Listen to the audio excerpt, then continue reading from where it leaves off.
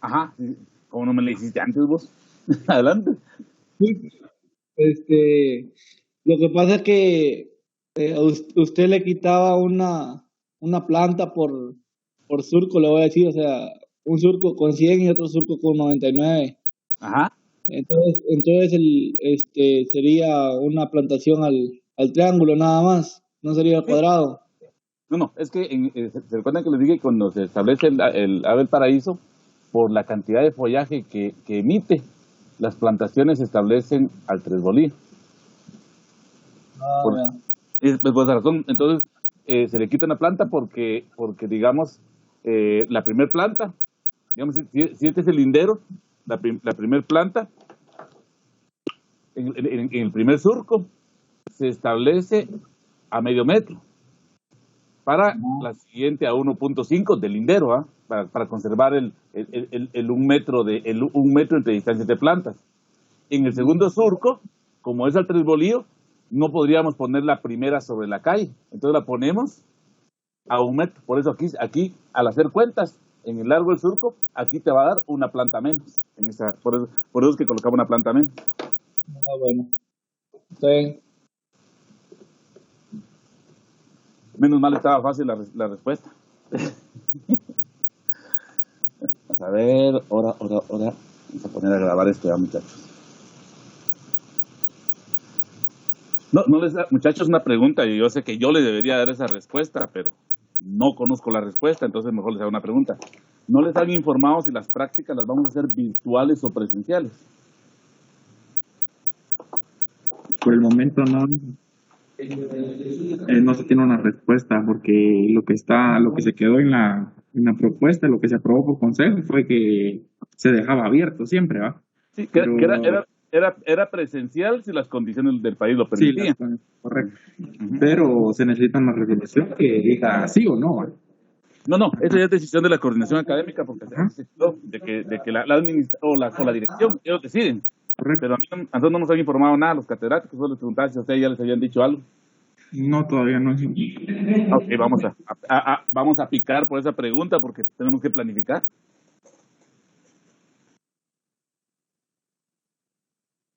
Ahí es hora. Bueno, muchachos, les recuerdo de que este material ya es material para el examen final. El día de hoy vamos a continuar platicando acerca del leather leaf. Indicábamos de que el leather leaf es el follaje de corte de exportación económicamente más importante en Guatemala, es el que más áreas extensivas tiene. Estuvimos viendo algunas características sobre su establecimiento, principalmente que es una planta umbrófila, que cuando uno viene y camina eh, camina de Baja Verapaz o del rancho hacia Cobán, uno principalmente del cruce para Salamá, que es el cruce, la cuesta de Santa Elena, hacia Cobán, uno encuentra muchos umbráculos sobre las orillas de la carretera. La mayoría de esos umbráculos lo que tienen es leather leaf. También les decía de que hay plantaciones grandes de leather leaf en San Miguel Dueñas, en San José Pinula, en algunas áreas entre Cuilapa y Santa Cruz Naranjo, acá en el Jocotío, que a pesar de que muchos creemos que es de Santa Rosa, no, es de Villacanales. Entonces, es un cultivo que se ha extendido bastante, que es un cultivo relativamente reciente en Guatemala, que comenzó aproximadamente en los años 80. Hablamos un poquito sobre el establecimiento del cultivo, que se hace a través de división de rizomas, que las porciones de rizoma, que es un rizoma bastante delgado, es tamaño normal, digamos, un rizoma normal, que más o menos se cortan porciones de rizoma de aproximadamente 15 centímetros y se preparan las camas. Les decía yo que uno de los defectos que yo miraba en las plantaciones que se han establecido, y quizás es un defecto de formación, porque en mis tiempos, diría el abuelito, en mi tiempo, generalmente a los agrónomos nos enseñaban sobre sistemas de riego, pero no nos enseñaban casi nada de drenajes, y los drenajes son casi tan importantes. Digamos, en la época actual hemos llegado a comprender que los drenajes son casi tan importantes como el riego, diría yo, tan importantes como el riego. Entonces, los agrónomos que han establecido las plantaciones de relief muchas veces no consideran los drenajes y se tienen problemas por la alta humedad que el cultivo requiere y por ende por la alta humedad de las zonas donde muchas veces se seleccionan para establecer los cultivos. En la época de invierno se tienen problemas de anegamiento, no tanto en el cultivo porque se preparan camas altas, camas camas de 30 centímetros de altura, sino que más que todo en las calles, que los pobres trabajadores cuando van caminando en una calle como las que ustedes observan ahí, los trabajadores van caminando, muchas veces yo he visto donde están haciendo aspersiones de agroquímicos y el lodo les llega hasta las rodillas. Imagínense qué incómodo estar caminando en esa parte. Tratan de proteger a los trabajadores, pero yo considero que hubiera sido más factible invertir durante el establecimiento para colocarle un buen sistema de drenaje. Platicábamos también de que el cultivo es un cultivo que generalmente cuando se habla de su establecimiento o de su producción, cuando se hablan de las áreas de cultivo, generalmente no se utilizan unidades dimensionales como la manzana, la hectárea, los metros cuadrados, e inclusive las cuerdas, que son dimensionales más comúnmente utilizadas en Guatemala. Acá, por alguna razón, se utiliza el acre, que es una unidad de medida gringa, que nosotros en Guatemala casi no la usamos, pero que al fin y al cabo es digamos, si alguno de nosotros va a caer a hacer sus prácticas, no sé si ya consiguieron para hacer prácticas ahí en el grupo TAC, o si alguien tiene pensado ir a hacer prácticas, de veras, muchachos, a mí yo le debo a Esquivel un dato, esto que me recordé. Si alguno tiene pensado ir a hacer prácticas en estos cultivos, tal vez el ingeniero Ricardo Cachupe les puede dar lugar, y si alguien está interesado me escribe, yo les doy el contacto y no del ingeniero Ricardo Cachupe, porque él a veces se pone un poco celoso con su cultivo, sino de alguien que yo conozco que lo puede convencer. Entonces, si alguien está interesado, me cuenta. Pero le decía a alguien que vaya, digamos generalmente cuando hemos estado haciendo prácticas en la escuela, muchos van a caer al cultivo de leaf o cultivos asociados, que ahorita les voy a decir cuáles son los cultivos asociados. Van a caer a estos cultivos y miren, muchachos, en cuestión de días ya tienen el acre en la boca, porque uno se acostumbra, uno tiene que adaptarse al lenguaje que se utiliza en la finca o en el área donde uno va a trabajar o donde uno va a estar interactuando profesionalmente. E inclusive yo he tenido problemas de que, como digamos, me mandan muchas veces a supervisar y a ser asesor de los estudiantes que están haciendo PAPs en estos cultivos. En los informes técnicos me ponen acre, y les digo, no hombre, en el informe técnico no pongan acre, o pongan acre, pero entre paréntesis pongan la unidad de medidas expresadas en hectáreas para que la gente comprenda. Yo les decía que como no es una unidad de medida que nosotros estemos familiarizados aquí en Guatemala, a veces es un poco difícil para uno imaginarse cuánta área es. Entonces, lo más conveniente, les decía yo, que les di el dato que un acre eran 4.047 metros cuadrados. Pero digamos, cuando uno le menciona, tengo 200 acres, híjole, uno rápidamente debe de pensar, son 200 acres, es un poquito más de 100 manzanas, es un poquito menos de 100 hectáreas. O sea, más o menos tener esa relación que un acre es un poquito más que media manzana, un acre es un poquito menos que media hectárea, 4.047 metros cuadrados. Platicábamos de que el cultivo, al establecer las porciones de rizoma, los rizomas comienzan a crecer, comienzan a brotar las volutas, que son los brotes que salen de cada rizoma, y cada voluta de estas posteriormente se va a convertir en un fronde. Más adelante vamos a ver por qué les hablé de este término voluta, y ustedes me dirán, ese término es muy de Leonel Cruz o muy de Jorge Mario López, pero van a ver que también para nosotros son importantes estos términos. Y luego se prepara el terreno. Perdón, acá, ya no me recordé. Esta diapositiva, ya estoy regresando, esta diapositiva les decía que no es de Leerleaf, sino que es de Aralia. pero a mí me gustó porque estaba bien, y por dos cosas. La primera, porque hay un error. Nunca de los jamases, muchachos, planifiquen colocar camas en donde van los polines. No es conveniente, no, por muchas razones no es conveniente. No vimos diseño de umbráculos ahorita, pero sí, por lo menos los podemos ver esto. Pero otra cuestión, generalmente cuando se trabaja, bajo condiciones de umbráculos, así como nosotros cuando trabajamos bajo condiciones de invernadero hablamos de nave, y nosotros sabemos que una nave es cada una de esas secciones o casitas que conforman un invernadero. Por ejemplo, en AENCA en el área de flores tenemos 3 invernaderos, el propagador, que es de una sola nave, el invernadero 1, que tiene 5 naves, que es donde está la rosa, y el invernadero 4, que es donde están los proyectos empresariales, que es de 8 naves. Así como en invernaderos hablamos de naves, en el lenguaje de los umbráculos se habla de tramos. Y un tramo es el área que comprende 4 polines. El cuadrado, digamos, mejor lo voy a graficar porque a veces no se mira bien ahí. Si aquí están los polines, una vista aérea, aquí están los polines, aquí hay otros polines, aquí hay otros polines. Un tramo es este rectángulo o cuadrado que se forma entre 4 polines. Entonces, muchas de las actividades, para la administración del personal, muchas de las actividades ellos las manejan por tramos. Y esto es un tramo. Obviamente, en cada tramo van a haber varias camas, ¿sí? En un tramo van a haber varias camas. Entonces yo les decía, esto es importante para que independientemente del cultivo, y bueno, yo encontré esta foto de la aralia como mejor para explicarles esto, pero qué bueno para que ustedes entiendan de que en cualquier umbráculo, se maneja ese lenguaje de tramos, y, insisto, de forma análoga, como en un invernadero, se manejan las naves o capillas. Comenzamos platicando acerca de las plagas y enfermedades.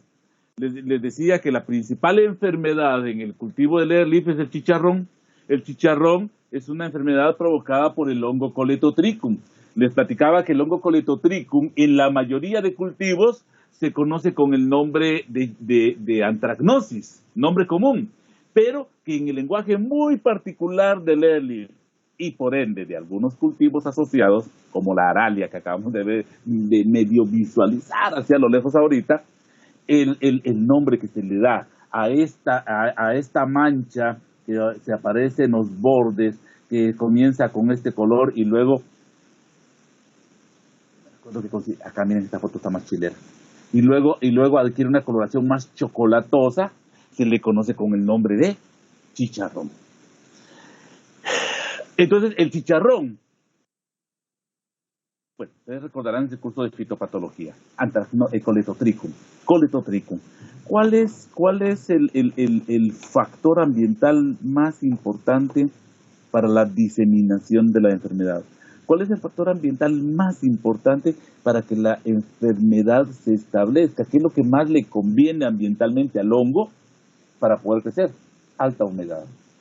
¿Cuál es la característica del airleaf? Es un cultivo que requiere alta humedad. Entonces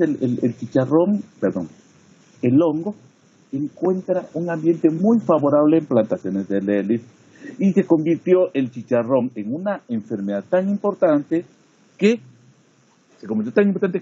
ya se creó una actividad que se llamaba chicharroneo. Y el chicharroneo no es más que la poda, eso creo que no lo he explicado bien. El chicharroneo no es más que la poda de saneamiento contra chicharrón que se realiza con cierta periodicidad en el cultivo. Ahora bien, hay un grupo de trabajadores en la finca, y estoy hablando de cualquier finca de airleaf, hay un grupo de trabajadores en la finca que se ha especializado en hacer el chicharroneo. ¿Por qué? Porque en el chicharroneo, a este grupo se le conoce como el nombre de chicharroneros. Los chicharroneros deben de hacer muy bien la actividad. ¿Y a qué nos referimos con hacer muy bien la actividad? Que tienen que acostumbrar a ir desinfectando las tijeras de podar tallos suaves en Virkons, ir desinfectándola en Virkons. Virkons es un, yo me recuerdo que sí está. Virkons es un desinfectante que se utiliza, que es muy utilizado en ornamentales para herramientas. Entonces, ahí les incluyo la diapositiva. Entonces, desinfectar la herramienta con Virkons y luego cuando se va a hacer el corte se hace totalmente a ras. Se hace totalmente a ras. ¿Por qué no se arranca? Les decía yo de que los rizomas muchas veces no están bien arraigados al suelo y el hacer un arranque de frondes dañados durante el chicharroneo puede provocar más daños que beneficios. Entonces se cortan y se cortan a ras. Bueno, obviamente, al cortarlos a ras, va a evitar que los trabajadores se lastimen cuando estén metiendo la mano, ya sea en el chicharroneo o en la cosecha. Se cortan a ras también los frondes que se van a cosechar. ¿Por qué? No es tanto por la lastimadura de las manos o por obtener frondes más largos, aunque sí, de alguna forma hay relación. Pero la principal razón de cortar a ras los frondes es evitar la presencia de la principal plaga. Cierto que estoy hablando ahorita aquí del chicharrón, mezclé un poco la cosecha, pero el hacer un buen chicharroneo, el hacer una buena cosecha, va a evitar que queden tunquitos acá del raquis de los frondes, va a evitar que queden tunquitos acá, y esos tunquitos, dejar esos tunquitos, de alguna forma estamos previniendo el aparecimiento del fungus gnat, que es la principal plaga de este cultivo. Lo último que decíamos el día anterior es que los chicharroneros, cuando pasan chicharroneando, no eliminan únicamente los frondes infestados con Coletotricum, sino que aprovechan a eliminar los frondes dañados o infestados por foma, que es otro hongo, que es muy parecido, la sintomatología es muy parecida a la del chicharrón, solo que la mancha es un poquito más rojiza y generalmente no aparece en los bordes, sino que en el centro de los frondes. Pueden también eliminar el daño producido por los golpes de sol, que es cuando en muchos días en nuestro país está la intensidad de luz solar, la cual se reduce con la colocación de Saram, pero muchas veces los días se nublan y voy a hacer un lenguaje muy de calle, muchachos. Los días se encienden y se pone oscuro, se encienden y se pone oscuro. Esos cambios en la intensidad lumínica, a pesar de que tengan un Saram, va a afectar a los frondes, provocando una coloración amarillenta. Y esa coloración amarillenta es indeseable. Entonces todo el daño provocado por el golpe de sol se debe de eliminar durante el chicharroneo. Acá tenemos no me recordaba que si tenía una foto de chicharroneo. Y está apareciendo un nuevo patógeno, el fitoplasma. De ese no tengo mucha información, pero que la sintomatología es semejante a la quemadura del sol. El chicharroneo, perdón. Entonces, el chicharroneo generalmente ya es una actividad, ¿cómo decirlo? Una actividad ordinaria. O sea, ya dentro del plan de manejo del cultivo, ya se tiene que considerar que tiene que haber una cuadrilla. Tiene que haber una cuadrilla para hacer chicharroneo, ¿sí? Se tiene que considerar que debe haber una cuadrilla para hacer chicharroneo y que esta cuadrilla va a estar pasando con cierta frecuencia va a estar pasando con cierta frecuencia chicharroneando dentro de la plantación. La frecuencia va a depender de varias cuestiones. En primer lugar, va a depender de la época del año. Por ejemplo, va a depender también del lugar donde estemos, pero de la época del año, porque por ejemplo, creo que para todos es sabido, y lo tuvieron que haber visto en su curso de estudio del agua, que dentro de los ciclos de lluvia anuales en Guatemala, para la mayoría de regiones, las lluvias comienzan a aparecer en mayo, junio. Obviamente, la intensidad de chicharroneo en mayo o junio va a ser mayor que la intensidad de chicharroneo que se haga en febrero o marzo, donde no ha estado lloviendo y solo tenemos el riego por aspersión. Pero si comparamos el chicharroneo que se espera para ahorita agosto, septiembre, primeros días de octubre, tiene que ser todavía mucho más intenso porque esos son los meses que más llueven durante el año. Insisto, me imagino que dentro del ciclo hidrológico, eso ustedes lo vieron en su curso de estudio del agua, y esos son los factores que uno como agrónomo tiene que ir haciendo, aplicar esas teoricadas que a uno le enseñan en lo que uno está haciendo en el campo, en cualquiera de los campos, que obviamente el ingeniero Chupina no va a tener la información ni el tiempo suficiente para venir y enseñar cualquier aplicación que pueda tener los conocimientos teóricos que él le imparte en clase. Eso ya son, a nosotros la escuela lo que nos da son herramientas, y las herramientas, cómo las utilicemos en el campo nosotros, eso ya depende muy de nosotros. Si nos dan un asadón para ir a trabajar un terreno y decidimos comenzar a rascar el suelo con los dedos, eso ya es decisión nuestra, muchachos. Si agarramos el asadón y ponemos al revés la hoja viendo para arriba, y comenzamos a querer picar el suelo, eso ya es cuestión de nosotros, muchachos. Cómo utilicemos las herramientas, eso ya es cuestión de cada uno de ustedes. Se hace el chicharroneo, pasan los chicharroneros, y un día después, o a veces en el mismo día por la tarde, eso va a depender de la disponibilidad de gente, de cómo estén en la finca, un día después de que hacen el chicharronero, hacen el sellado. El sellado consiste en la aplicación de un fungicida, para prevenir que cualquier hongo pueda venir y atacar la plantación. Generalmente ellos utilizan para el sellado, utilizan Benomil. Para el sellado ellos utilizan Benomil, Benlate. Nombre comercial más común, Benlate. Pero para el sellado ellos utilizan Benomil. Entonces, repito, se hace el chicharroneo, que es una poda de saneamiento donde nos llevamos chicharrón y otras fisiopatías. Y un día después, en la mayoría de lugares, a veces yo he visto que lo hacen en la misma tarde, se hace el sellado del área chicharroneada, utilizando un fungicida protectante. Obviamente ustedes no tienen por qué casarse con el Benomil, pueden utilizar otros de los fungicidas protectantes que hemos visto acá, pero en las fincas que he tenido la oportunidad de pasar, he visto que utilizan Benomil. Como plaga, la principal plaga es una plaga que muy probablemente no la vieron en entomología.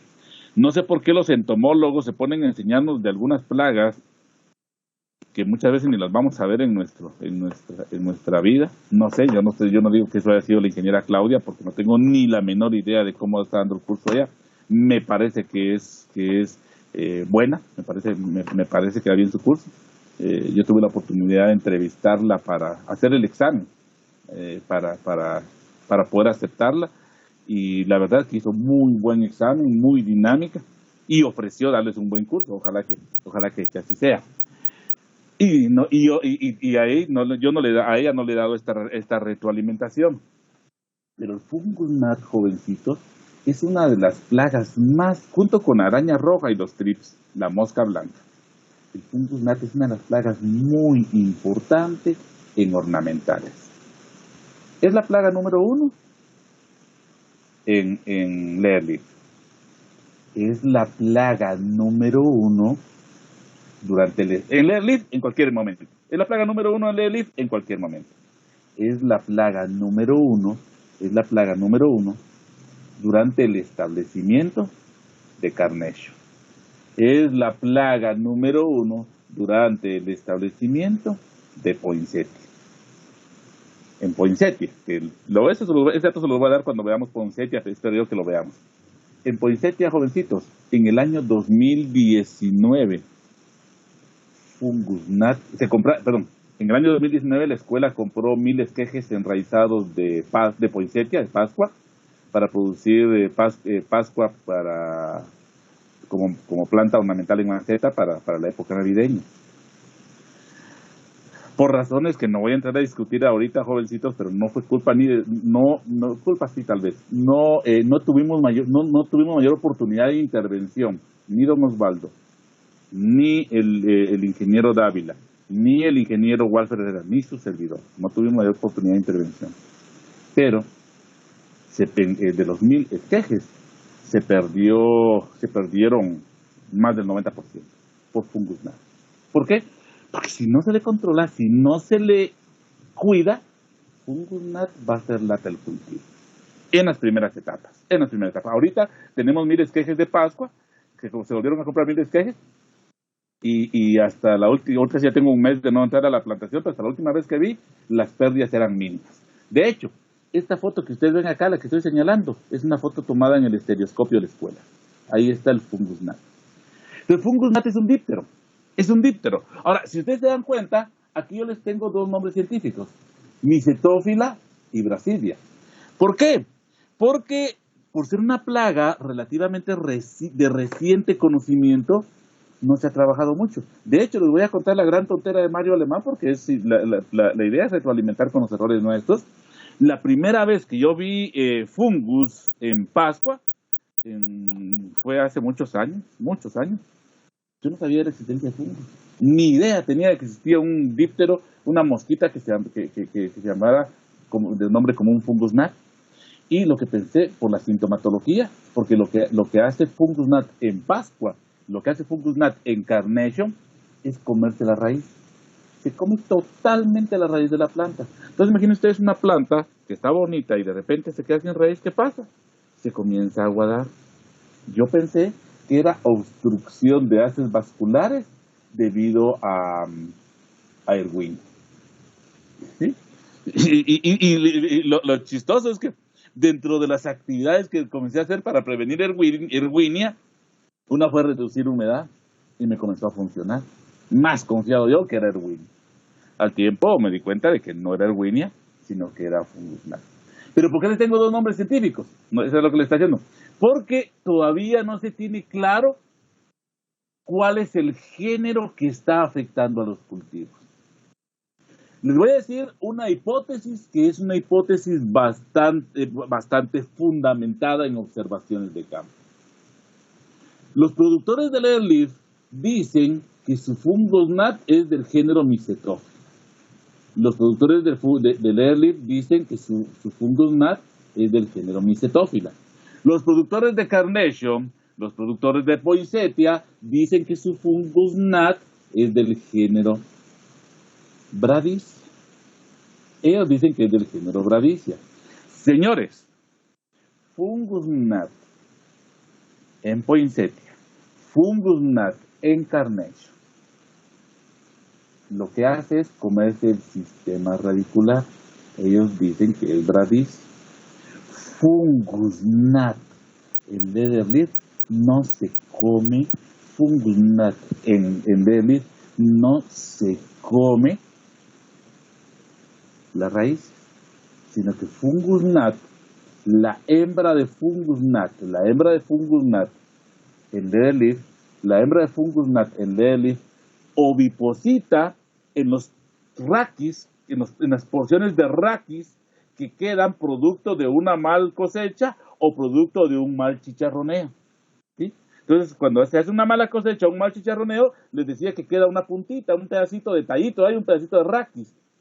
La hembra viene oviposita en ese material vegetal. Estas son las larvas. Pues, aquí pueden ver el tamaño. Yo creo que las 2 fotos son de la escuela. No me recuerdo. Pero para que tengan una idea, Fungus Gnat yo a simple vista no la puedo ver. ¿Por qué digo yo? Porque yo soy bastante choco. Entonces pero tampoco la mayoría de estudiantes no la pueden ver a simple vista. Por eso es importante, jóvenes, que como agrónomos ya se consigan su juguete. Venden otros juguetitos, y tenía una buena foto y no la incluí, de algunas casas comerciales regalan lupitas así de campo. Lastimosamente yo no tengo cuello, a mí nadie me ha regalado. Pero yo sí compré esta mina baja. Por cierto, ustedes, cada uno de ustedes es como modelo 2000. Vamos, estos son del 2000, nacieron como en el 2000. Son modelo 2000. Esta mina baja es modelo 94. La compré con mi primer aguinaldo. Ustedes la pueden comprar, decirle a sus papás: papá, en vez de que me regales un carro Hot Wheels los chicos, o en vez de que me regales una muñeca Barbie las chicas, ahorita que por graduarnos, mejor regalame una navaja, pero que tenga lupa. ¿Por qué les digo? Porque esta lupa es buena, es mejor que muchas de las lupas que venden en el comercio. Las que regalan las casas de agroquímicos también son buenas. para poder ver las larvas del fungus gnat se necesita esto. ¿Por qué? Porque son muy chiquitas y parecen hilitos delgados y transparentes.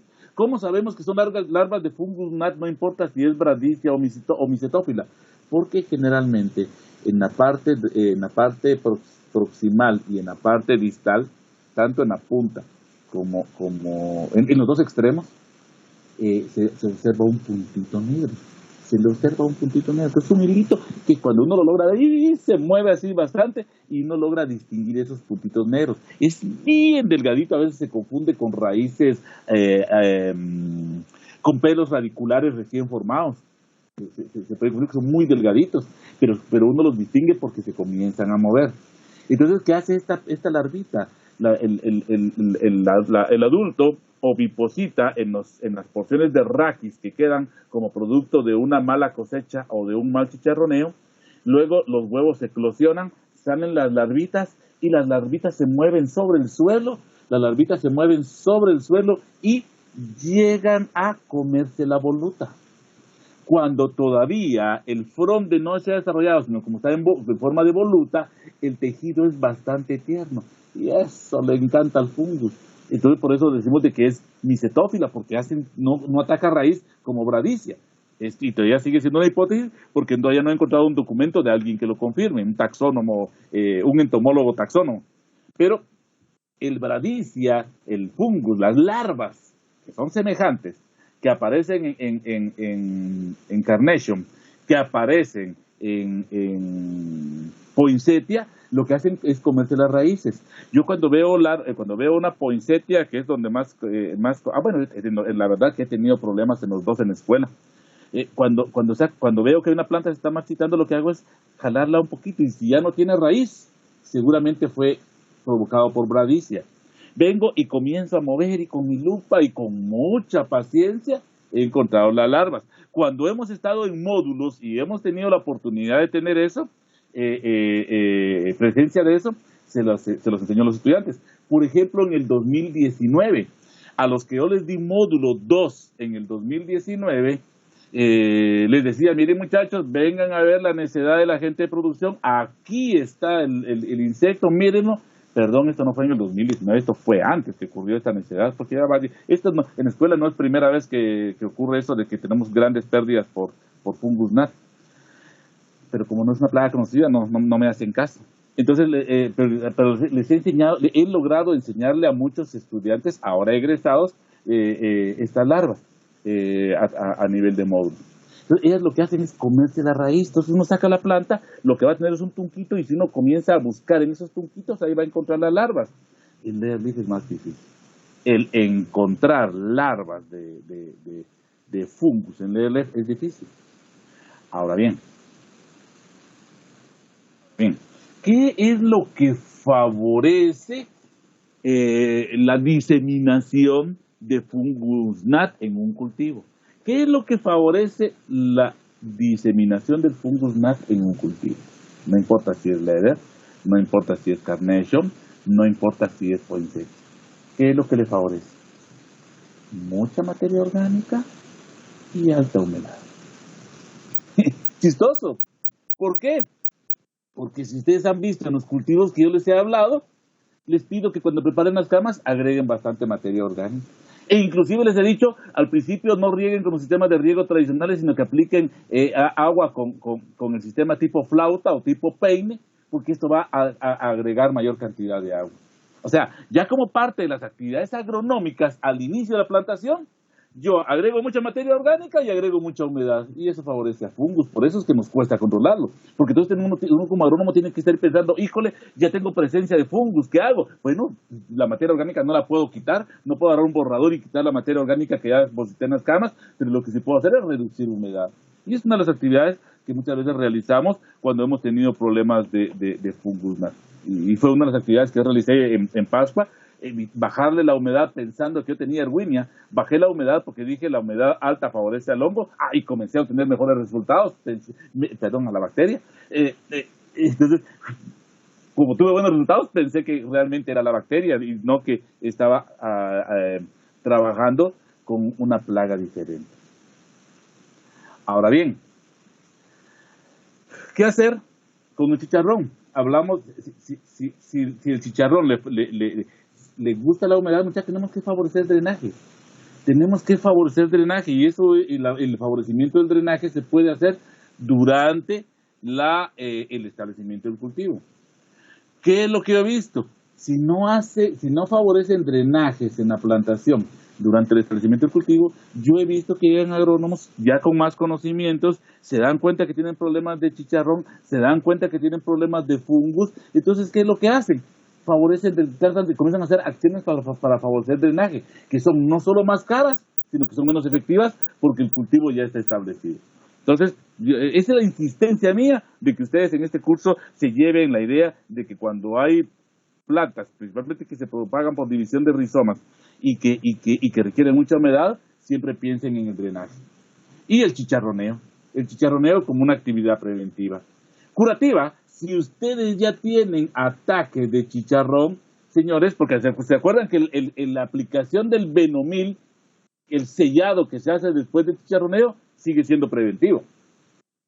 Cuando ustedes ya tienen fuerte ataque de chicharrón, señores, ahí tienen que comenzar, aparte de seguir con el ciclo del chicharroneo, a comenzar a hacer aplicaciones más frecuentes de algunos fungicidas. Siempre fungicidas protectantes como el clorotalonil, el carbendazim, el Benomil, o, a pesar de que yo no le confío, lo usan, el Mancozeb.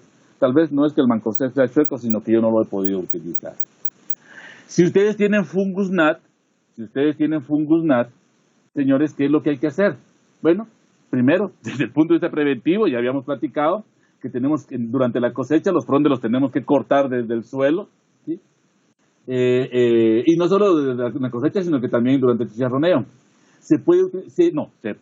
Vamos a ver, yo me recuerdo que les tenía una foto con esto, pero no está acá, más adelante de plano va a estar. Se puede hacer, porque la foto, no están acá. Entonces, lo que se hace es el control etológico utilizando trampas amarillas, ¿sí?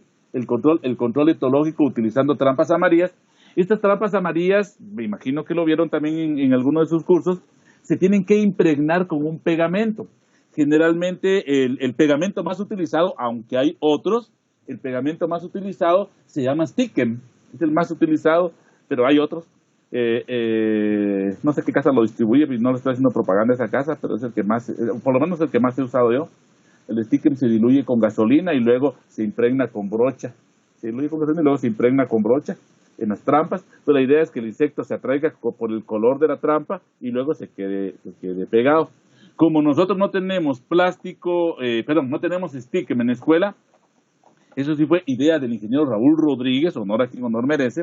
El ingeniero Raúl Rodríguez ahorita se le ocurrió en el cultivo de poinsettia que tenemos en la escuela, porque les conté que estamos trabajando, a él se le ocurrió, me imagino que de su bolsa, comprar platos desechables de color amarillo y los puso con agua. Entonces es buena idea porque el insecto viene y mira el color amarillo se ha traído y cae y se le mojan las alas. Una muy buena idea de Raulito Rodríguez, lo hizo en la escuela, no sé si él lo había visto en otro lugar, pero yo a él lo vi que lo implementó por primera vez. También tenemos que mejorar el drenaje para el fungus gnat porque ya vimos de que le gusta la alta humedad. Mantener un bajo nivel de malezas porque muchas veces utilizan las malezas como hospederos. No hay un estudio que identifique cuáles son las principales malezas o cuáles son las malezas que más les gustan al insecto. Muchas veces cuando se establecen umbráculos, no sé si logran ver aquí en el fondo, pero lo conveniente es cerrar los bordes del invernadero. No vamos a poner una malla anti-insectos como se acostumbra a hacer en los invernaderos, dije umbráculo. No vamos a colocar una malla anti-insectos como se acostumbra a hacer en los invernaderos, sino que vamos a cerrar el umbráculo. Eso significa que, cerrar el umbráculo significa que si este es mi umbráculo, ustedes se han dado cuenta en la escuela, los umbráculos están acá y no tienen cerrados los bordes, o sea, la malla solo está cubriendo el techo, el sarán, solo está cubriendo el techo. Lo que se hace en las plantaciones de Leaf y cultivos asociados es que el sarán se baja y se cubre todas las orillas, solo dejando una entrada como que fuera un invernadero. Y en esa entrada se establecen protocolos de bioseguridad semejantes a los del invernadero. Entonces, de alguna forma, algo se reduce la libre diseminación del insecto. Entonces, cerrar los bordes de los invernaderos y luego, cuando tenemos ya presencia del insecto, tenemos que hacer control químico. Señores, el control químico porque ustedes las casas comerciales les van a andar ofreciendo un montón de productos y que todos son buenos. Siempre lo prueben. Insecticidas que están probados y que son efectivos para el fungus gnat, el imidacloprid. De hecho, es lo mejor. ¿Por qué hemos tenido tantos problemas de fungus gnat en la escuela? Porque nunca me han querido hacer caso de comprarnos imidacloprid al área de flores. Ahorita que tenemos un nuevo coordinador de producción, parece que sí ya nos llevó, al fin, un coordinador de producción que nos escucha, y ya nos llevó imidacloprid al área. Ahorita ya va a ser lentitud nuestra o de la gente que está allá si esto no se aplica. ¿Qué otro producto he utilizado yo y sí me ha funcionado, aunque no es tan efectivo? Es el clorpirifos. Mire, muchachos, yo he probado hasta metomil, he probado y la efectividad es bastante baja. Lo mejor es el imidacloprid, pero como no podemos utilizar siempre el mismo, lo pueden ir rotando con el clorpirifos, que aunque tiene una efectividad menor, sigue siendo bueno. Bueno, les decía que muchas veces cuando se hacen las aspersiones, ustedes pueden ver acá cómo se hacen las aspersiones de Leaf. Aquí están caminando en calles, miren, no se observa, van con todo su equipo de protección, pero muchas veces cuando caminan, por ejemplo, cuando andan chicharroneando o andan haciendo otra actividad, no se pueden poner estos trajes y muchas veces el lodo les puede llegar hasta las rodillas. Entonces, generalmente, para evitar mojarse el pantalón o para evitar enlodarse cuando hay mucho lodo, generalmente los trabajadores utilizan mangas. Entonces, aquí pueden ver ustedes las mangas en este pantalón. Frecuentemente los trabajadores se colocan mangas para trabajar dentro de plantaciones de Leaf debido a la alta humedad e inclusive la formación de lodo que muchas veces ocurre. La cosecha, les decía, ya no hay mucho que hablar de la cosecha, más del manejo post cosecha. En la cosecha yo les decía que la cosecha se hace se hace cortando los frondes, no se hacen arrancados y se deben de cortar a ras del suelo. Para ganar mayor longitud de frondes, que no es lo más importante porque muchas veces hay que ajustarlos en el área post cosecha, para ganar mayor longitud de frondes, pero no es el objetivo principal. Objetivo principal es evitar dejar material que sirva como fuente de oviposición de las hembras de fungus gnat. Las tijeras se tienen que ir desinfectando con Virkons para evitar diseminación de enfermedades de una planta o de un rizoma que me provee un fronde a otro rizoma. La cosecha, ahí se recuerdan ustedes que el airleaf es un helecho y los helechos sexualmente se reproducen formando esporas en unas estructuras llamadas soros. No sé si tengo aquí soros, no. En unas estructuras llamadas soros que aparecen en el envés del fronde. Señores, un requisito de calidad que les va a poner cualquier breeder, nuestro Leaf se va principalmente a Holanda, el Leaf de Guatemala se va principalmente a Holanda. Antes, si yo les hubiera dado el curso hace 10 años, les hubiera dicho, el Leaf no se vende en Guatemala, ahorita parece que ya se está vendiendo un poquito. Me imagino que es el de mala calidad, pero ya se está vendiendo un poco en Guatemala. El Leaf que se va a Holanda, aparte de que se tiene que clasificar en base a la longitud de frondes, un factor determinante en cuanto a calidad es la presencia de soros. Los frondes deben ser, tal y como ustedes lo pueden ver acá, los frondes deben ser de un color verde intenso y no deben de tener soros. Si tienen soros, ya no nos lo van a recibir. Inclusive a veces los soros al principio son de un color verde clarito, ni así no lo reciben. Más o menos, digamos, lo que hacen los cortadores es que pasan en la plantación, los cosechadores, aquí están los cosechadores, pasan en la plantación buscando qué frondes ya están en punto de corte. ¿Cuál es el punto de corte? Que sean de color verde intenso y que no tengan soros. Entonces pasan viendo, comienzan a cosechar, pero si ustedes vuelven a pasar al tiempo, ya van a ver en esta plantación nuevos frondes que tienen el color verde intenso y sin soros, o sea que están en punto de corte. Entonces, ellos pasan, por ejemplo, pasan en este tramo hoy y vuelven a pasar en este mismo tramo dentro de 11 o 12 días. Dentro de 11 o 12 días. Entonces, ellos repiten el tramo cada 11 o 12 días. A esto le llamamos cerrar ciclos. Ellos repiten la cosecha en un mismo tramo aproximadamente a los 11 o 12 días. Cuando ellos cosechan, van agrupando sus frondes. Y los frondes los agrupan en una unidad que en campo se le conoce con el nombre de rollo. Cada rollo va a tener 23 frondes, ¿sí?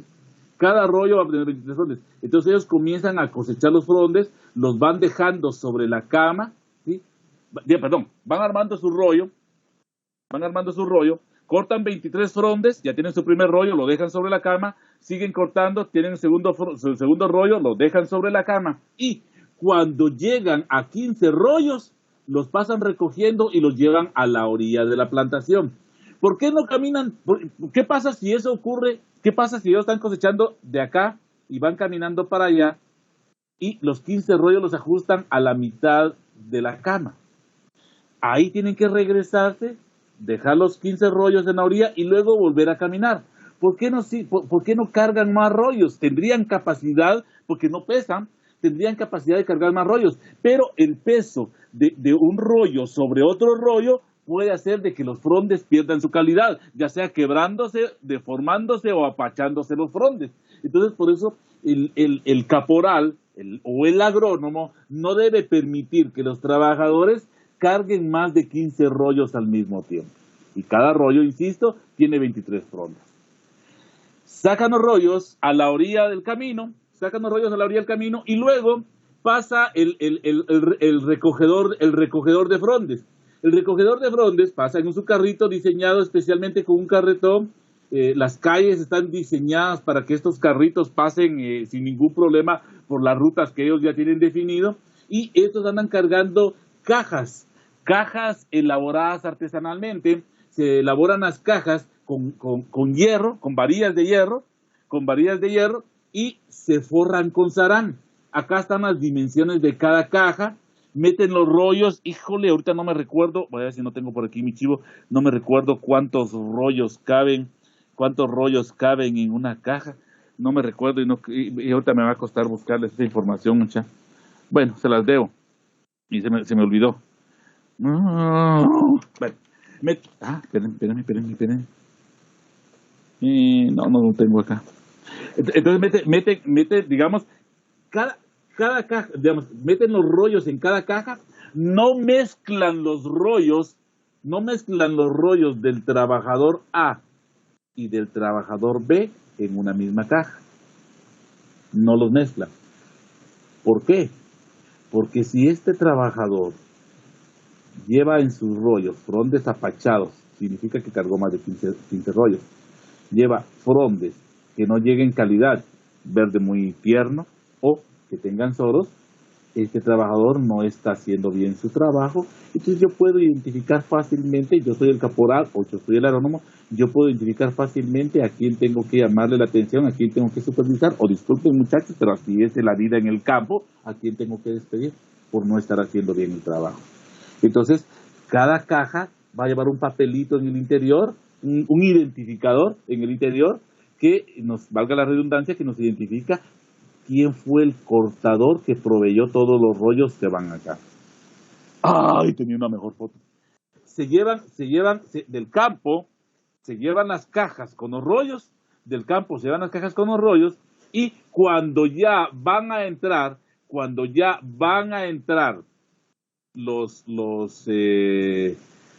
las cajas al área de manejo post cosecha, pasa por un arco cenital. Déjame ver si no incluí la foto, no la incluí. Y sí la encontré. Un arco cenital es un arco, no está acá, pero es un arco semejante aquí, que lo que hace es asperjar todo. Hay rodiluvios para que las llantas se desinfecten, y en el arco se asperja un fungicida secreto que ellos no dan la información, dicen que no dan la información. Yo ya la tengo, no le digan a nadie. dan la información, no dan la información, es un fungicida secreto de cuál es el que aplican para desinfectarlo todo. Cuando ya están en el, perdón, esta parte de acá, esta parte de acá sirve para clasificar en tamaño los frondes. En Aralia les tengo mejores fotos de esta parte de manejo post cosecha. Aquí de Leer Leaf no tengo.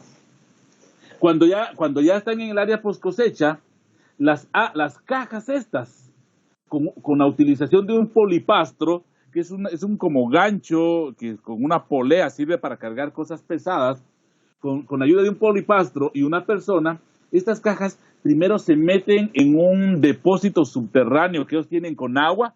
La idea es eliminarle todo el exceso de polvo que puedan traer los frondes, en otras palabras, lavarlo. Lo que hacen es meten la caja, vamos a ver, voy a agarrar algo para que sea mi caja. Encuentro una cajita acá. Que ayuda. Imagínense que esta es la caja, ¿sí? Entonces tienen a ras del suelo, tienen un como pozo, un como depósito de agua, meten ahí la caja, unos segundos, la sacan, ¿sí? La sacan, ya lavaron los rollos, y luego viene la persona, comienza a hacer los bonches. En los bonches, lo que hace esta persona es, primero, clasificar los frondes en función de tamaño. Ya cuando se tienen clasificados los frondes en función de tamaño, se utilizan esos clasificadores que les mostré hace un rato, estos marcos. Ya cuando tienen clasificados los frondes en un mismo tamaño, emparejan el bonche. El bonche tiene 20 frondes. Eso significa que si un trabajador cortó rollos de 23 frondes, tenemos la libertad de desechar, digo libertad, no significa obligación, tenemos la libertad de desechar 3 frondes por cada rollo. Entonces cada rollo se va a convertir en un fronde. Y los frondes restantes nos sirven para armar los frondes restantes nos sirven para formar otros bonches. Lo voy a decir porque no sé si estoy mezclando las palabras. Cada rollo tiene 23 frondes y estos van a servir para armar un bonche que va a tener 20 frondes. Eso significa que tenemos una libertad de poder desechar 3 frondes por rollo. La libertad no significa obligación, eso significa que todos los frondes que se vayan quitando de los rollos, pero que estén buenos, nos pueden servir para formar otros bonches adicionales. Por ejemplo, si don Osvaldo como trabajador, si don Osvaldo vino y recuerdo que tengo datos de rendimientos acá, déjenme ver. Chica, qué chueco este Mario Alemán, ni datos de rendimientos tiene. Si un trabajador, si don Osvaldo cosechó, no tengo datos de rendimiento, así que me voy a inventar el dato, muchachos. Si don Osvaldo logró cosechar 200 rollos en un día, el dato puede estar muy lejos de lo que es la realidad. Si don Osvaldo logró cosechar 200 rollos en un día, eso significa que de esos 200 rollos yo puedo sacar 200 frondes. Pero puede ser que al final a don Osvaldo se le acrediten 200 bonches. Pero al final puede ser que a don Osvaldo no se le acrediten los 200 bonches, sino que se le acrediten 210. ¿Por qué? Porque cada rollo traía 3 frondes de más, que si están buenos, nos pueden servir para formar otros bonches al final. Lo que se hace para diferenciar bonches es que los bonches ya no le pongan atención a esto. Los bonches se clasifican en función de un color de hule. Los bonches se identifican de un color de hule. Entonces ya tenemos armados los bonches. Los bonches se vuelven a meter a las mismas cajas que les mostré hace un rato. Los bonches se vuelven a meter a las mismas cajas. O voy a cambiar la palabra. Las cajas se regresan y ahí en el área post cosecha tienen sus propias cajas, pero son semejantes, de las mismas dimensiones, todos semejantes. Los bonches, ya los frondes embonchados se vuelven a meter a las mismas cajas y se meten en otro depósito, otro pozo. En este pozo lo que tiene no es agua, sino lo que tiene es un dip. De hecho, así le llaman a la actividad. Lo vamos a pasar por un dip, D-E-E-P. Lo vamos a pasar por un dip. ¿Y qué es el dip? No es más que la utilización de una solución de un fungicida que nos va a proteger los bonches durante todo el transporte. Les cuento, el encargado de la parte fitosanitaria de la corporación TAC, que es la empresa más grande productora de Leaf en Guatemala, era de mi promoción. Perdón, es de mi promoción, que está vivo, pero ya no trabaja en esa empresa. Ahora está trabajando en Los Ángeles, siempre en ornamentales. Pues el enano, porque si le decíamos de apodo, yo dije, este es mi cuate, es de mi promoción, nunca me han querido contar cuál es el fungicida secreto que utilizan.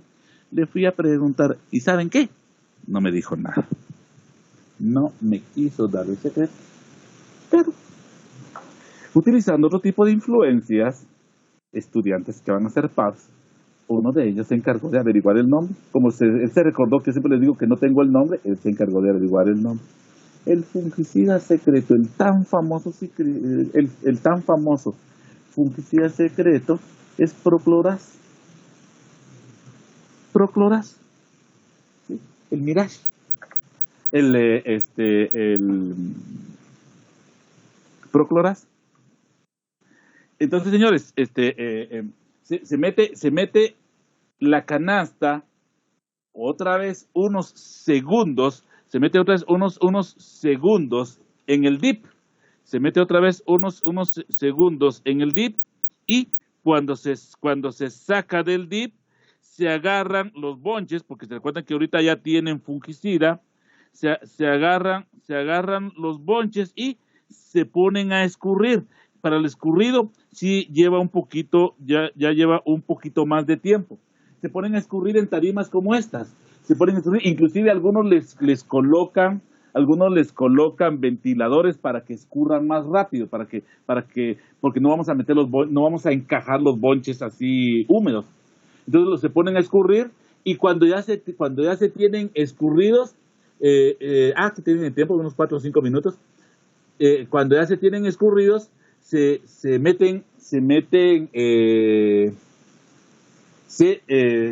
se pueden empacar. Acá, si ustedes ven, generalmente la mayoría de fincas manejan 3 tamaños. Por favor, no vayan a tratar de memorizarse estos datos de 54 a 61, de 48, porque yo esos datos no los pregunto. Lo que les puedo preguntar cuáles son las 3 calidades que hay. Pero yo no, los datos, ¿para qué se los van a memorizar si ustedes los pueden consultar? Me interesa que sepan que hay diferentes calidades. Si ustedes encuentran un bonche con hules rojos, significa que la calidad es de Frondes Jumbo. Si ustedes encuentran un bonche con hules amarillos, significa que la calidad de los frondes es mediana. Si ustedes encuentran frondes con hules azules, significa que la calidad de los bonches es junior, que son los de menor tamaño. Y me imagino que ahora han de estar utilizando algún tipo de hule para vender los frondes en el mercado local, que son los que no llegan a las calidades de exportación. Eso solo estoy asumiéndolo, perdón. No tengo información de eso. En algunos lugares, principalmente en Inglaterra, están pidiendo que los bonches no se perdón, pero miren esto acá, me confundí en el orden de las diapositivas. Cuando el bonche ya está escurrido, generalmente se mete en una bolsa plástica perforada para que tenga oxigenación, y luego se meten a las cajas. Una bolsa plástica que ahora van a hacer especialmente para ellos. Es un plástico normal. Pero Inglaterra ha estado pidiendo un tipo de empaque especial. Tuvieron ellos, el empaque es lo que ellos le llaman el vacuum pack. Y el vacuum pack no es más que un empaque al vacío. Obviamente este bonche es un poquito más caro. Ellos lo piden así porque dice que tiene mayor vida de florero. Entonces se ha estado mandando allá.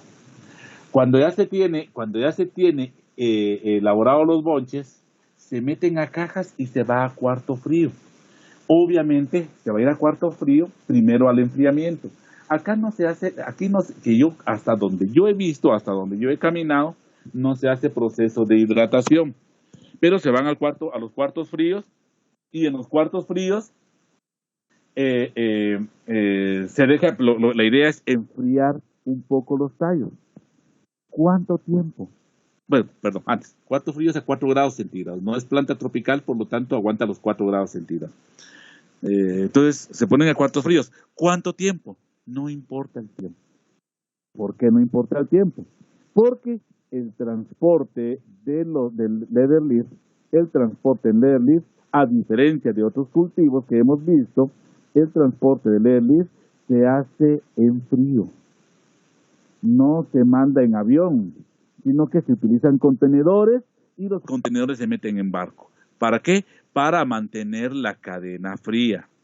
Entonces ustedes van a ver, si ustedes van a trabajar o van a hacer sus prácticas a una empresa productora de leather leaf, se van a dar cuenta que tienen su bodega y en la época de cosecha llegan los camiones a traer los contenedores, a transportar los contenedores en donde va transportado el leather leaf. Y como va a durar varios días en transporte, entonces no importa estar haciendo un enfriamiento de tantas horas. Pero ya digamos, ya media vez esté encajado los bonches, ya se meten al cuarto frío, a 4 grados centígrados, y la cadena fría no se pierde hasta que el producto lo tenga el broker. Colorín colorado, con esto terminé leer el libro. Voy perdón, hay alguien, Colocha, adelante Colocha. No, era Cristian Ramírez, perdón, me equivoqué. Cristian, adelante Cristian. ¿Cuánto tiempo después de la siembra vamos a poder empezar a cosechar? Jule, no tengo el dato, no te tengo ese dato y no creo que lo tenga entre las anotaciones que he hecho. O sea, la pregunta es, yo establecí hoy la plantación, ¿a los cuántos días puedo comenzar a obtener la primer cosecha? ¿Esa es tu pregunta? Sí, o sea, ¿no se tiene que dejar amacollar o algo la planta para poder empezar a cosechar? No, sí tenemos que esperar un tiempo porque obviamente muchas veces va a depender mucho de las condiciones del establecimiento. Cuando nosotros establecemos la plantación, muchas veces voy a regresar diapositiva, muchas veces los brotes que lleva el pedazo de leather leaf, acá está, muchas veces estos brotes que ya están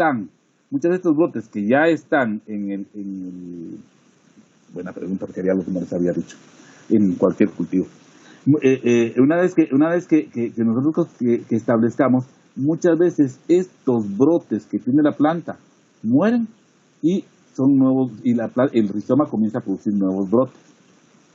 Entonces, obviamente, tenemos que esperar a que las raíces se arraiguen al suelo, luego que el rizoma comience a crecer un poco, a macollar y comience a emitir brotes nuevos. Y yo no te tengo el tiempo, Cristian, sinceramente no lo tengo. Pero lo que sí te puedo decir es de que los primeros 2 o 3 años el nivel de cosecha va a ser mínimo. Más o menos, no tengo el dato, pero lo estoy calculando, más o menos a partir del 3er o 4.er año, ya la cantidad de frondes que te van a salir son mejores, son mayores. Y había un dato que no les había dado y es bien importante para lo siguiente. Y lo que sí te puedo decir, Cristian, es que no sé a los cuántos años o al cuánto tiempo vas a comenzar a estabilizar y poder comenzar a producir a cosechar tus frondes ya para exportación. Lo que sí te puedo decir es de que la plantación tiene una vida útil productiva de 20 años. Un dato que se me había olvidado. Una vida útil productiva de 20 años. Y un segundo dato que les quiero dar, y esto va para cualquier planta que produzca rizoma. Cuando ustedes hagan división de rizoma, señores, no importa si es leaf, si es anturrio, si es ave del paraíso, si es heliconia, cualquiera de las plantas que ya vimos que producen rizoma, siempre que hagan división de rizomas, esto lo vamos a ver en práctica, ojalá que sea presencial, pero siempre que hagamos división de rizomas, señores, el proceso de división va a ser exitoso. Sí, solo sí, dirían los matemáticos, la porción tiene rizoma, raíces y tejido aéreo. Si le falta cualquiera de los 3 componentes, principalmente, los brotes le pueden faltar y los podemos estimular a que salgan. Las raíces le pueden faltar y le podemos estimular a que salgan, pero ya sería muy lento. Una buena propagación por división de rizomas es cuando la porción de rizoma tiene, junto con el rizoma, tiene raíces y tiene brotes, tal y como ustedes pueden ver acá. Yo sé que no te contesté la pregunta tal y como me la hiciste, Ramírez, pero más o menos quedó resuelta.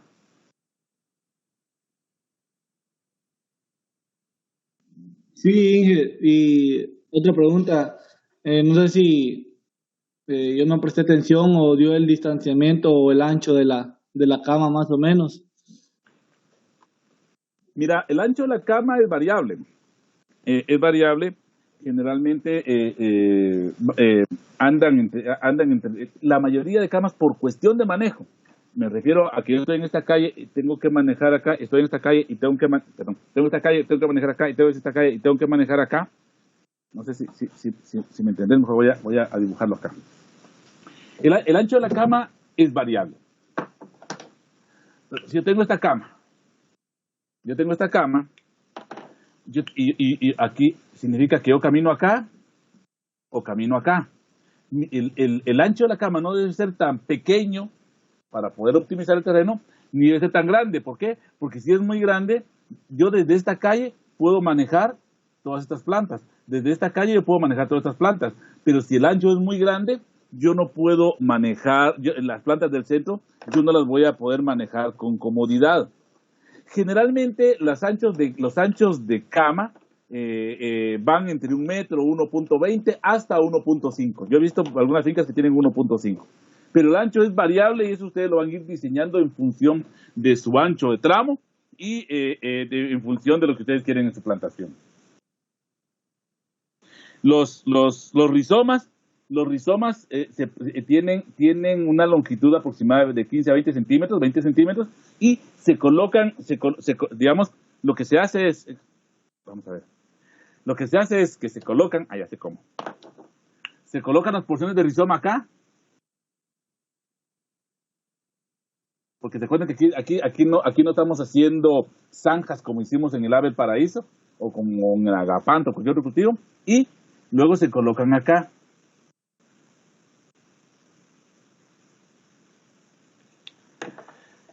Y más o menos la distancia entre esta hilera y esta hilera es de 0.2 metros, más o menos. Es lo más recomendable. ¿Estamos, Cristian? Sí, gracias, Inge. Muy bien. Voy a pasar a otros follajes. Si alguien tiene otra pregunta, no hay problema en lo que cambie presentación. Voy a pasar a otros follajes.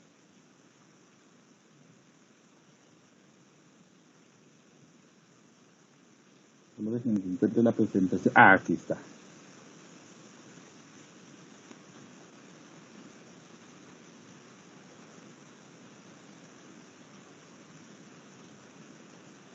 Que me acomode esto, muchachos. Ahí está. Entonces vamos a trabajar otros follajes. Yo durante la plática de Leaf, miren, esta es la diapositiva, perdón, antes. ¿Se recuerdan que les dije que algunas veces aprovechan los polines para colocar el control etológico? Yo me recordaba que tenía una fotografía donde estaba eso. Aquí está, miren los polines del umbráculo, donde se le coloca se aprovecha el área de los polines para ir colocando el control etológico. Este es cultivo de aralia que creo que es el que toca ahorita. Entonces, yo les decía, cuando manejaba Leaf, les decía que en los 80s se establecieron las primeras plantaciones de Leaf, y a lo largo del desarrollo de la charla les dije de que había otros cultivos asociados. ¿Qué es lo que pasa? Ahorita, gracias a la pregunta de Cristian, que era un dato que se me había olvidado darles, gracias a la pregunta de Cristian, les indiqué que la vida útil productiva de una plantación de Leaf es de 20 años.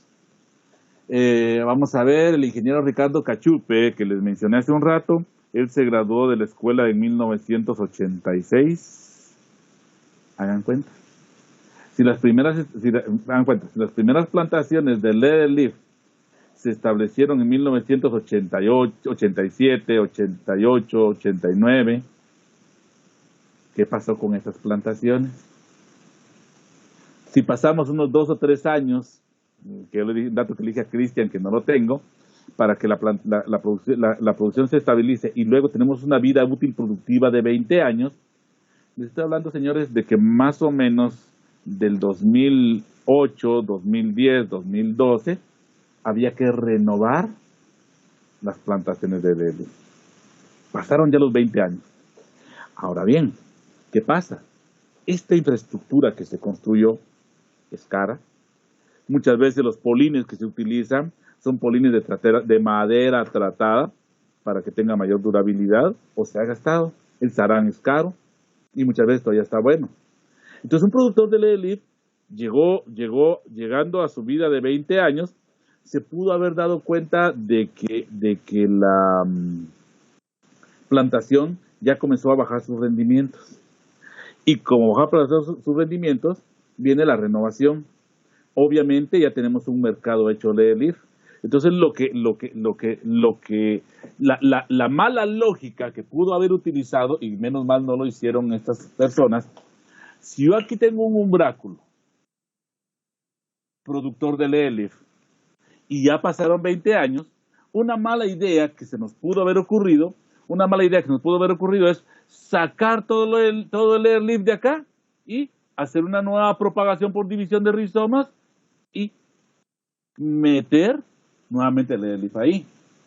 Pero entonces vienen nuestros conceptos, los conceptos aprendidos en edafología y que ahorita estamos aplicando en el curso de planeación del uso de la tierra, en donde venimos y decimos, bueno, ¿y dónde está la rotación de cultivos? ¿Qué va a pasar con estos suelos? Le estamos agregando bastante materia orgánica, pero esos suelos se van a estar ya muy agotados al tener un monocultivo de 20 años. Y si vuelvo a meter nuevamente el Lely ahí, voy a tener un monocultivo de más de 40 años. ¿Será que eso es lo aconsejable? Entonces ellos se dieron cuenta que lo mejor era venir, quitar el Lely de acá y esta plantación sustituirla por una nueva plantación. Pero obviamente el venir y quitar todos los polines y todo el sarán, tanto polines como sarán, se van a destruir y va a salir muy caro venir a hacer ese paso para allá. Entonces ellos vinieron y las nuevas plantaciones, para sustituir las viejas, las nuevas plantaciones las hicieron en otros terrenos y estas áreas las comenzaron a utilizar con nuevos cultivos. Estos son los cultivos que yo les digo cultivos asociados. No es que tengan una relación taxonómica con el Lely o algo parecido, sino que simplemente un agrónomo que durante 20 años manejó Lely acá y ahora le toca manejar un nuevo cultivo, muchos de los conceptos que aprendió en su experiencia en el manejo de Lely los va a aplicar en este nuevo cultivo. Por ejemplo, este nuevo cultivo puede ser el que está en la fotografía, que ahorita les voy a hablar de él, de la aralia. Y la aralia le cae el hongo Coletotrichum, que en otros cultivos, en todos los cultivos le llaman antragnosis, solo en el Lely le llaman chicharrón.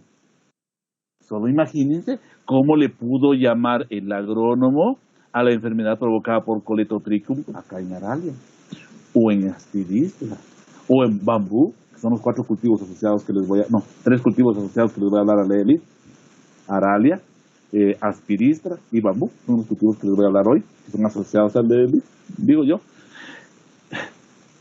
Si aparece el hongo Coletotrichum, ¿cómo le van a llamar a la enfermedad? Obviamente no le van a llamar antragnosis, sino que le van a seguir llamando chicharrón, porque es la costumbre. Entonces, los follajes de corte a raíz del Lely se comenzaron a diversificar más. De hecho, tenemos la aralia, Fatsia japonica, y aquí sí es bien importante el nombre científico. ¿Por qué? Porque en realidad hay 3 aralias. La aralia, que es del género Aralia, que no está acá, y otras 2 aralias, las 2 se producen para exportación, pero que no son del género Aralia. Una de ellas es la aralia Fatsia japonica. Yo recuerdo todavía en el año 2009, cuando me tocó que ir a supervisar a una estudiante aquí en San José Pinula. Él es en la entrada de San José Pinula, pero ella no pertenece a San José Pinula, sino que pertenece al departamento al municipio, de Villacanales, creo yo. En la finca, no recuerdo el nombre ahorita. Ay, me están olvidando los nombres de las fincas. Bueno, Pero fui a supervisar a una estudiante que la pusieron, que se fue a hacer las prácticas agrícolas y supervisadas a la corporación TAC, que es la corporación más grande, bueno, no sé si era la de Ricardo Cachupe ya le gana, pero la corporación TAC es la corporación más grande productora de follajes de corte y de exportación en Guatemala. Y uno de los trabajos que la pusieron a hacer a ella era hacer una evaluación de la adaptabilidad en campo de un montón de materiales de aralia, un montón de materiales, tanto materiales de aralia verde como materiales de aralia variegada. ¿Y cuál era la idea? Que Victoria, se llamaba la estudiante, la idea era que Victoria lograra determinar cuáles materiales, cuáles variedades de aralia se adaptaban de mejor forma a las condiciones del mercado guatemalteco. La aralia tiene particular demanda en Inglaterra. A mí, en lo personal, no me gusta.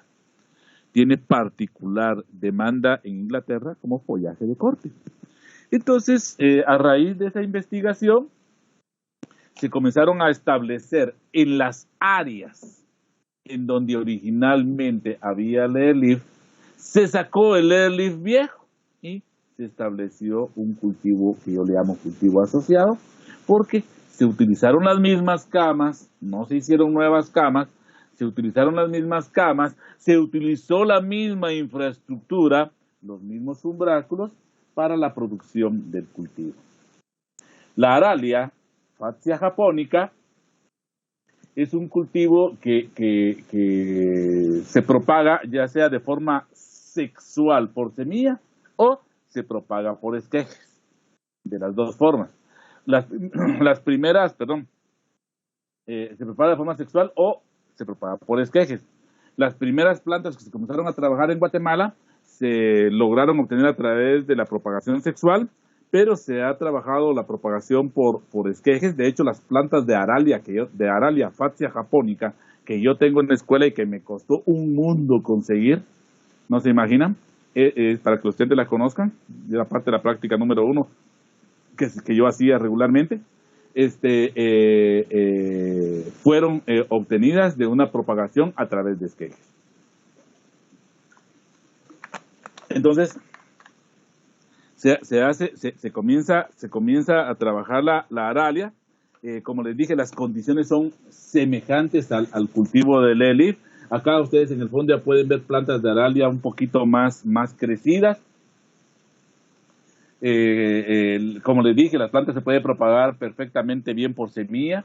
Una planta produce sus inflorescencias y luego produce sus infrutescencias, y de sus frutos, y de sus frutos se saca la semilla y la semilla se pone a germinar de forma normal.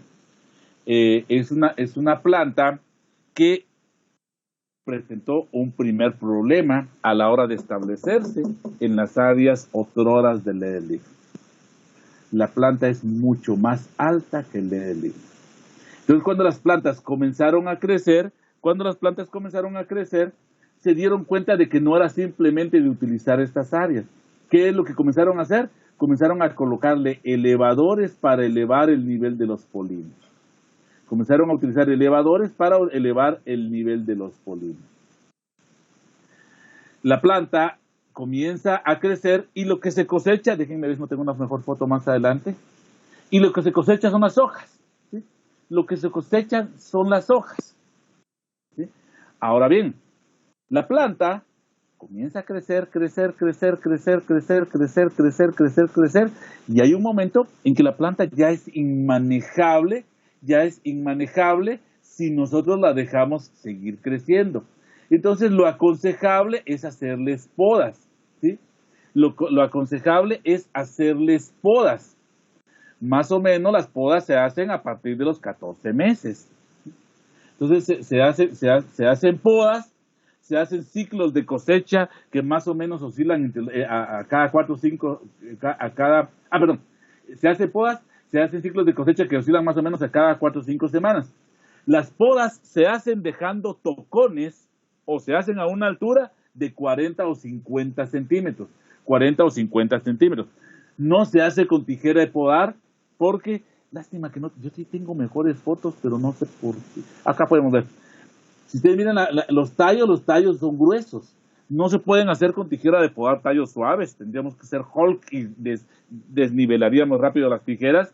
Ni con tijera de podar pico del oro porque todavía es muy grueso, sino que las podas se hacen con sierra. Y luego la herida se cubre con oxicloruro de cobre.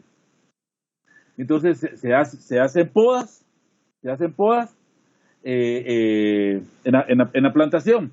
Insisto, el manejo es muy semejante, es muy similar al que se realiza en el LELIF. Si ustedes se dan cuenta, a pesar de que esta planta tal vez funcionara mejor con un sistema de riego diferente, se sigue, puede ser, esta yo creo que respondería muy bien a un sistema de riego por goteo, pero como ya se invirtió en un sistema de riego por aspersión, es el mismo sistema de riego que sigue funcionando acá en la plantación.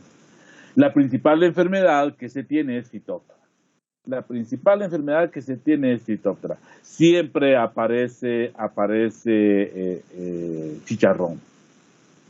Como plagas, es una planta muy susceptible a la gallina ciega. Y a las arañas, tanto araña roja como ácaro blanco. Es muy susceptible a las arañas, tanto araña roja como ácaro blanco. No tengo tanta información en esta como en otros cultivos, pero venimos y se hace la cosecha de hojas. Los ciclos de cosecha se hacen a cada 6 semanas, o sea, ustedes pasan en un área cosechando, y luego se van a otra área, luego se van a otra área, luego se van a otra área, luego se van a otra área, y regresan a la primera área a las 6 semanas. Se van a armar bonches. Aquí sí existe una gran cantidad de calidades en función del largo de los frondes. Se hacen bonches, los bonches son de 10 hojas, se envuelven en un plástico perforado semejante al de LELIF, insisto, acá se tiene la cultura LELIF, entonces muchas de las cuestiones que se hacen son semejantes. Entonces se arman los bonches. El proceso para manejar la aralia, cuando llega del campo, les recuerda que les dije que aquí sí tenía fotos del proceso de lavado y luego del dip. El proceso que se hace del manejo de los bonches cuando vienen o de las hojas cuando vienen del campo es semejante al manejo que se hace de los frondes del LELIF. Se recogen las cajas, son las mismas cajas, no las mismas dimensiones, tal vez no son las apropiadas porque esas se hicieron apropiadamente para el LELIF, pero no vamos a volver a mandar a hacer nuevas cajas. Se utilizan las mismas cajas, los mismos carretones, los mismos jeeps, el mismo arco cenital, los mismos depósitos para lavar los frondes, o sea, se meten las cajas, obviamente con polipastro, se meten las cajas a estos depósitos con agua, se sacan, se hacen los bonches y luego se meten a dip, utilizando siempre el mismo fungicida. Acá, miren, aquí tenemos el polipastro que se utiliza para levantar y bajar las cajas. Les tengo otra foto, permítanme, no, ya no la tengo. Entonces en Aralia, en la aspirista donde tengo esta foto, de unos depósitos más pequeños, o sea, si ustedes se dan cuenta, en estos depósitos caben 4 cajas, tengo depósitos donde caben solo una caja. Entonces se levantan, se mueven eso va a depender de lo que cada finca haya construido, se mueven con polipastro. Estos son los marcos, nuevamente, son marcos que sirven para hacer bonches. Aquí, como les decía, la diversificación de los bonches es más grande. El largo mínimo de una hoja para ser exportada es de 20 centímetros. O sea, los bonches de menor tamaño son bonches de 20 centímetros. Y luego se van haciendo bonches en rangos de 5 centímetros. O sea, está semejante a lo que vimos en Rosas, ¿se recuerdan? Está el bonche de 20 centímetros, los bonches de 25, los bonches de 30, los bonches de 35, hasta donde nos dé la planta. Obviamente, mientras más edad tenga una planta, las hojas van a ser más grandes. Insisto, es un cultivo todavía relativamente nuevo en Guatemala y existe mucha... cuando ustedes estén metidos en las PACs y van a estos cultivos, se van a dar cuenta que existe poca información disponible. Las empresas son muy cerradas en dar su información. Y si yo tengo información es porque o tengo algunos cuates que me han facilitado información o porque he ido a supervisar estudiantes PACs. pero después de que los bonches pasan por el dip, se ponen a escurrir, los bonches se ponen a escurrir, y luego se empacan de un proceso muy semejante al que vimos al Leadleaf. Se van empacando los bonches, el transporte es semejante, es manejando la cadena fría a 4 grados centígrados, y los principales, a pesar de que el gusto por la aralia es Inglaterra, los principales países es Holanda, de Holanda se va a Inglaterra, y se tiene actualmente un poco de mercado en Italia. Acá pueden ver ustedes, miren, en la caja va anotado el tamaño del bonche. El largo de las hojas en el bonche. Acá ustedes pueden ver otro tipo de largo, ¿sí? Entonces, así es como se trabaja el cultivo de la aralia.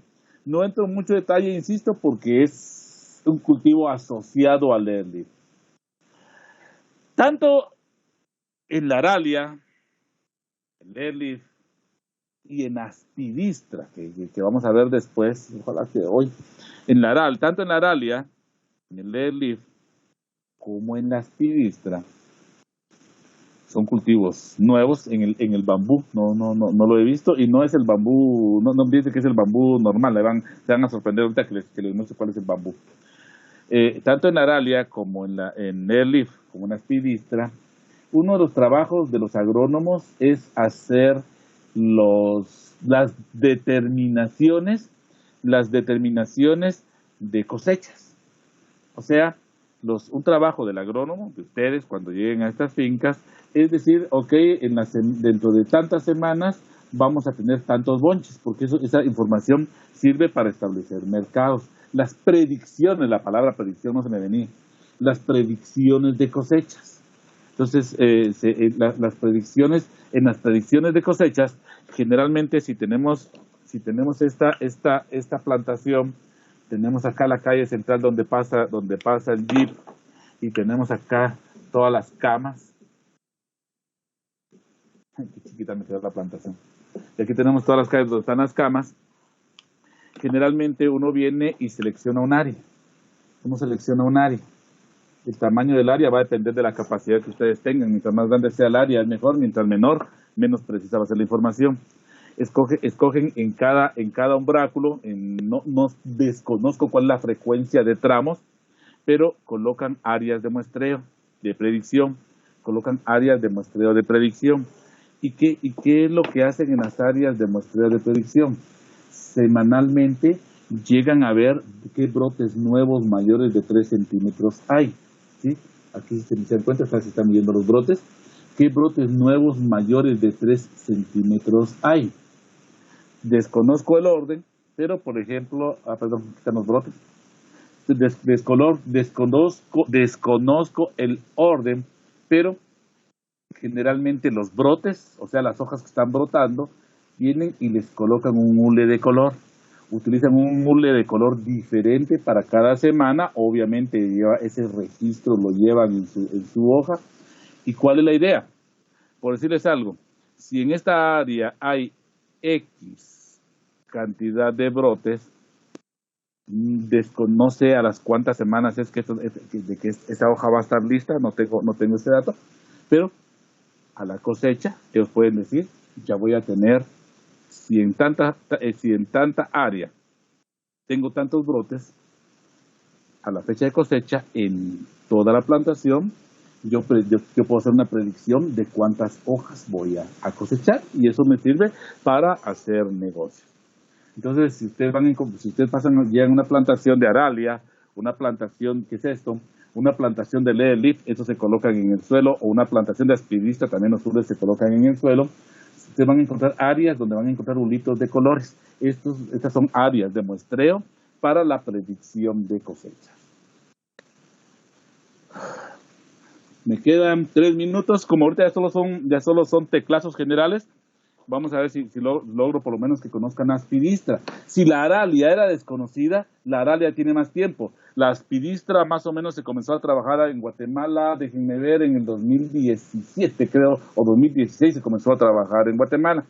se comenzaron a buscar otras opciones, siempre la vanguardia la tiene o el grupo TAC o Ricardo Cachope. Entonces, pero más el grupo TAC, comenzaron a buscar otras opciones para utilizar las áreas de renovación de LEDLIF. Insisto, LEDLIF sigue siendo el número 1, pero el mercado de la Aralia no es tan grande como para venir y sustituir toda el área de LEDLIF y meterle Aralia. Entonces comenzaron a buscar otras opciones. Una de ellas es la aspiristra. La aspiristra es, acá ustedes pueden ver, son fotos de aquí de Guatemala. Estas, si no estoy equivocado, son de Baja Verapaz, una plantación en Baja Verapaz, en mero Salamá. Acá pueden ver ustedes una plantación de aspiristra. La aspiristra es una planta que va a producir este follaje, estas hojas. Hay diversidad de materiales de aspiristra, inclusive hay aspiristras que son variegadas. La aspiristra, a diferencia de la aralia y a semejanza del LEDLIF, es una planta que tiene rizomas, ¿sí? Es una planta que tiene rizomas. Y si tiene rizomas, es una planta que amacoya. Entonces, si tiene rizomas y es una planta que amacoya, la predicción de cosechas se hace con un conteo de brotes. La predicción de cosechas se hace con el conteo de brotes y la propagación para el establecimiento se hace con división de rizomas. Acá tienen ustedes un rizoma de aspiristra para que ustedes lo puedan contemplar.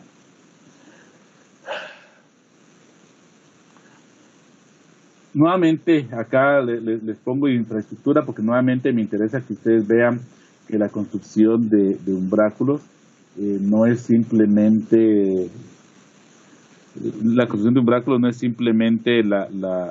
como lo hacemos en la escuela. Realmente, lo voy a decir así con toda honestidad, en la escuela no tenemos un umbráculo bien construido, están construidos un poco a la brava. Y la mala ejecución en la construcción han hecho que el zarán del techo se rompa más rápido.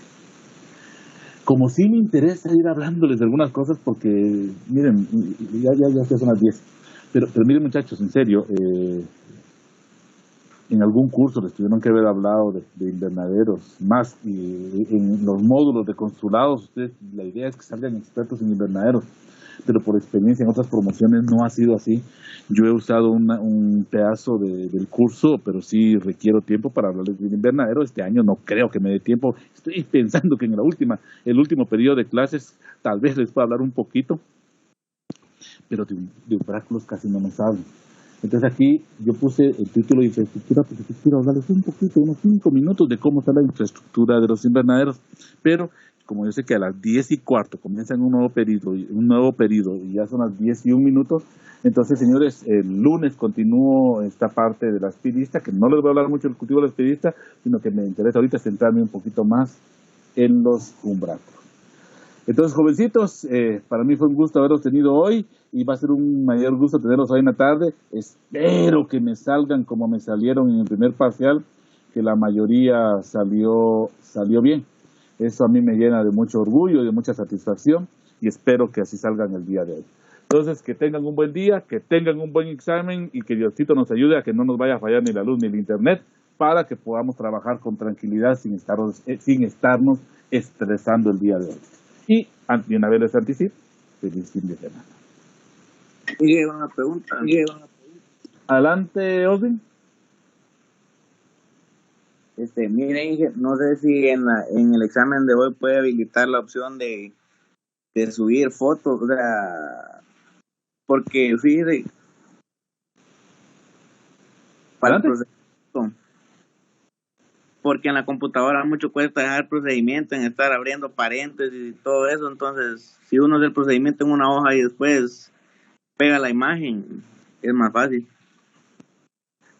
Te cuento, Lisandro, los compañeros que han hecho esto tienen unos problemas para calificar. Vergüenza lo que voy a decir nuevamente, y no es problema de ustedes, pero tampoco son los catedráticos. La plataforma no sirve para eso. Entonces, cuesta mucho cuesta mucho, la plataforma no está diseñada para eso. Y por experiencia del año pasado, ya sea por WhatsApp o por correo, se tienen muchos problemas con esos documentos. Muchas veces no llegan o dicen que los mandan y no mandan nada y después se los tienen que estar recibiendo uno a los 2 o 3 días después. Entonces, por eso prefiero, estoy dejándoles problemitas bien cortitos para que los puedan trabajar en la computadora. Inclusive, como yo voy a estar en el WhatsApp, el examen lo estoy dejando para 1:30, que es lo que el reglamento me establece. Pero si ustedes me escriben, mire, estamos atrasados, denos 15 minutos más, miren, yo en ese mismo momentito puedo agarrar la plataforma y ponerles 15 minutos más. O sea, si el tiempo es el problema, solo veámoslo, porque todavía ustedes, ni yo mismo sé cómo viene el examen, lo estoy haciendo. Si ustedes necesitan un poquito de tiempo más, con mucho gusto se los puedo dar, pero mejor trabajémoslo ahí, porque nosotros tenemos un chat del claustro y los compañeros están teniendo problemas para calificar los PDF. ¿Sí, Lisandro? Está bien, gracias. Muy bien, muchachos. Entonces nos vemos. Buenos días, Peche. Sí, mire, aquí me surgió una duda ayer que estaba repasando sobre Crisantemo. Usted nos mencionó acerca del uso de capuchones, ¿verdad? Para el problema de plagas y enfermedades, más para plagas. Pero me quedaba una duda de que esos decía usted que se colocaba al momento de que salieran los botones, ¿verdad? En rosa se colocan al momento que salgan los botones, en Crisantemo se colocan un poquito más tarde. Ok. Pero la duda que tenía era, ese capuchón ¿tiene un tiempo para retirarse o se retira al momento cuando se está cosechando?